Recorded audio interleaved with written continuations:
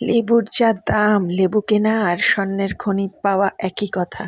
অথবা দামি হীরা পান্না জহরতের দামে লেবু বেকাচ্ছে।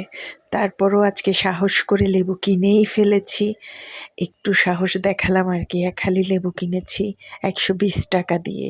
বাচ্চারা বলছিল এত কিছু কিনছো, লেবুটাও নাও একটু, লেমনেড খাবো। তো পুদিনা দিয়ে আজকে জুস বানিয়ে নিয়েছি লেবুর। এত দামি লেবু, রেসিপি শেয়ার না করলে হয়।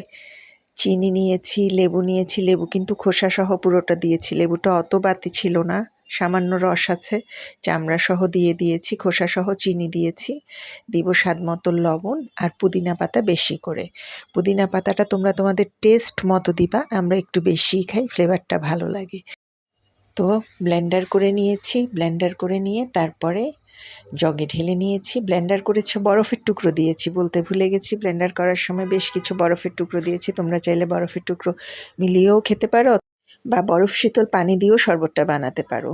তো বাংলায় আমরা শরবত বলি, সেটা একটু ঢং করে বানালেই লেমনেড হয়ে যায়। কেমন লাগলো আমার সহজ সরল কিন্তু ইয়ামি রিফ্রেশিং একটা লেমনেড রেসিপি তোমাদের সাথে শেয়ার করলাম। করে দেখো, এই রমজানে রোজা ভাঙতে ১ গ্লাস যদি এরকম শরবত খাও, আল্লাহর রহমতে কলিজাটা একদম ঠান্ডা হয়ে যাবে, শীতল হয়ে যাবে।